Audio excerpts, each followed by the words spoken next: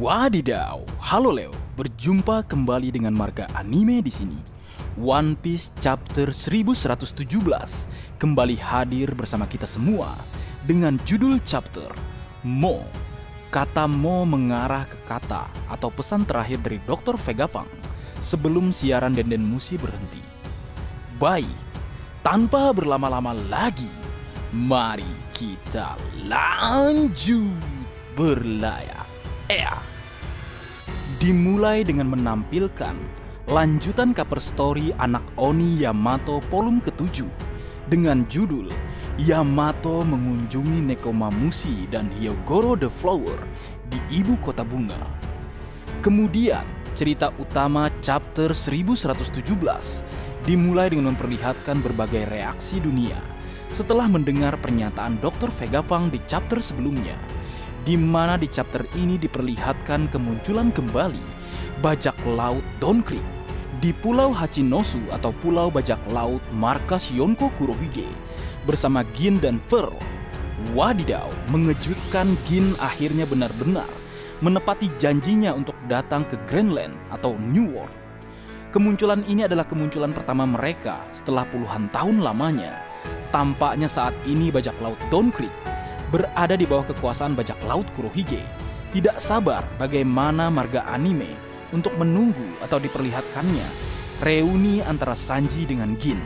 Karena di chapter 67, Gin pernah berjanji kepada Sanji untuk bertemu di Greenland atau New World.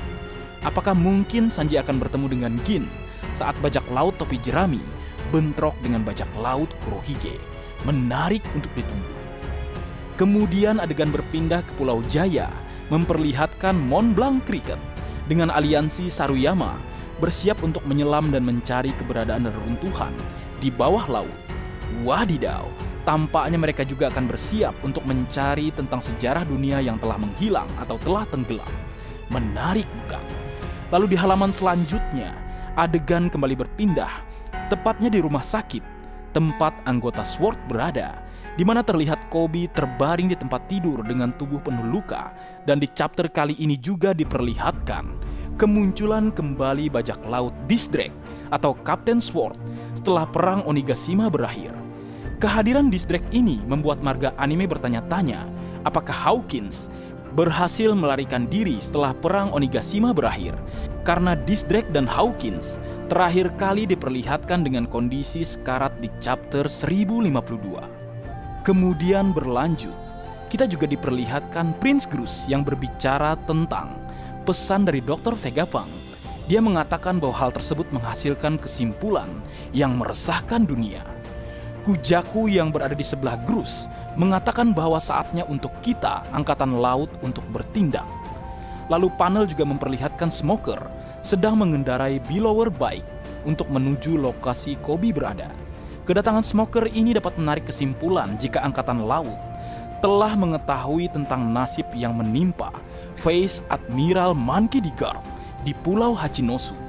Tidak mengherankan di chapter 1116, Sengoku dan Suru diperlihatkan berlayar menuju suatu tempat, dan kemungkinan besar tempat tersebut atau tempat tujuan mereka adalah Pulau Hachinosu atau Pulau Bajak Laut, markas Yonko Kurohige. Sedikit pembahasan, kemunculan Smoker ini membuat marga anime sangat antusias melihat bagaimana Smoker akan bereaksi setelah mengetahui bahwa Aokiji bertarung melawan Garp di Pulau Hachinosu. Mengingat di chapter 700, Aokiji pernah berkata kepada Smoker jika dirinya ini masih orang yang sama.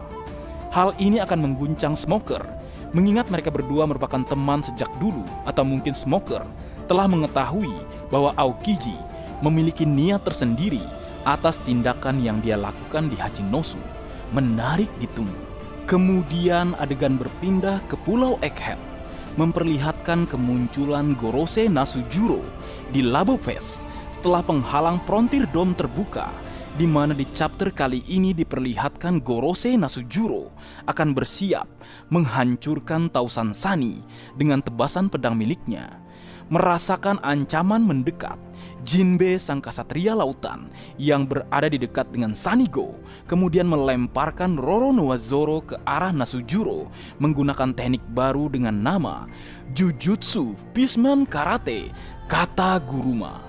Zoro yang telah bersiap kemudian melesat dengan kecepatan dan memblokir pedang Nasujuro menggunakan serangan Nitoryu Rashomon.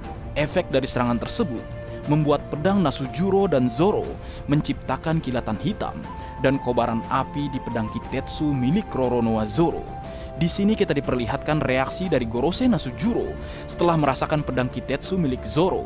Wadidaw, api yang keluar dari pedang Zoro, apakah ini ada hubungannya dengan kekuatan King of Hell Roronoa Zoro yang bertemakan neraka? Mengingat Gorosei Nasujuro juga merupakan monster yang identik dengan kegelapan, menarik untuk ditunggu.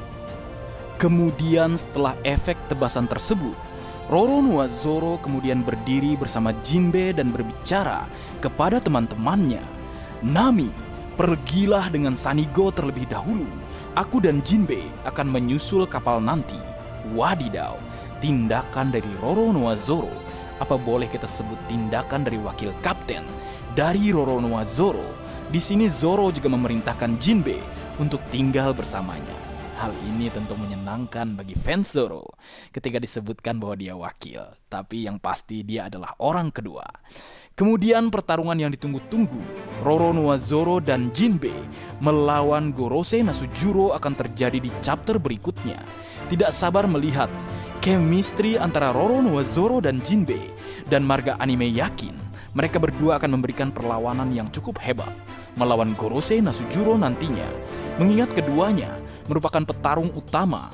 Selain Sanji dari bajak laut topi jerami, mungkinkah nanti kita akan diperlihatkan kekuatan penuh dari Roronoa Zoro menggunakan King of Hell atau bentrokan yang membuat awan terbelah? Menarik untuk ditunggu. Kemudian adegan beralih di kapal Elbap memperlihatkan raksasa sedang berperang melawan angkatan laut. Di pertempuran tersebut, Vice Admiral Bluegrass menggunakan serangan dengan nama Sea Beast Weapon yang membuat lubang di kapal Elbap. Kita juga diperlihatkan Vice Admiral Doll mengalahkan raksasa Kasi setelah menggunakan serangan Rock and Roll Blaster. Kemudian kita melihat Luffy, Dory, dan Brogy berada di dekat pantai, jadi mereka berteriak ke kapal Elbap untuk lepas landas.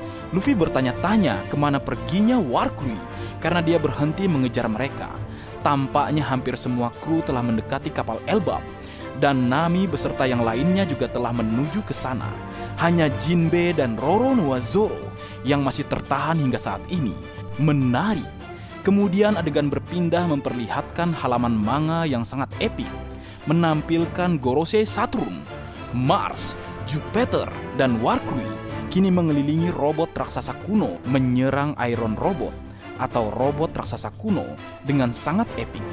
Di saat yang bersamaan, Dr. Vegapunk kembali berbicara dan mengatakan, "Terakhir, saya ingin meninggalkan pesan kepada orang-orang di seluruh dunia yang memiliki huruf D di nama mereka." Di saat Dr. Vegapunk akan berbicara mengenai arti nama D, kita diperlihatkan panel yang menampilkan orang-orang penyandang namadi di dunia One Piece. Selain mereka yang diketahui di sana, terlihat ada Monkey D. Dragon, Sabo, Kobe, Marshall D. Teach, dan Beppo, dan yang lainnya. Wadidaw, mengejutkan. Pernyataan Gorosei di chapter 1086 yang mengatakan Sabo memiliki takdir yang berubah-ubah dikonfirmasi di chapter kali ini, dan marga anime terkejut melihat Kobe juga diindikasikan sebagai orang penyandang namadi. Itu artinya mereka, penyandang namadi, akan muncul satu persatu dan bersiap melawan pemerintah dunia. Kemudian yang bertanya-tanya mengapa Sabo muncul di deretan orang-orang tersebut. Bisa dikatakan, jika kalian ingat, kita pernah membahas tentang orang-orang dengan takdir yang berubah-ubah. Di akhir video ku cantumkan jika kalian ingin menonton kembali. Tapi yang pasti, orang-orang dengan takdir yang berubah-ubah ini selalu beriringan atau terhubung dengan seseorang yang menyandang nama di namanya. Menarik bukan itu? Kemudian adegan berpindah ke lokasi Gorosei Saat Dr. Vegapunk bersiap mengungkap apa itu arti dari nama D, Gorosei Warcry berteriak, "Hentikan Vegapunk!" Secara bersamaan, Gorosei Warcry menyerang Iron Robot dengan serangan kuat yang membuat Iron Robot terhempas ke udara dan jatuh dengan kondisi rusak.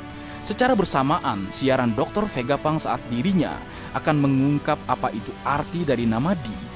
Denden musi utama akhirnya hancur dan pesan siaran ke seluruh dunia langsung terputus. Di mana kita melihat reaksi dari orang-orang di seluruh dunia setelah melihat siaran langsung Vegapunk terhenti.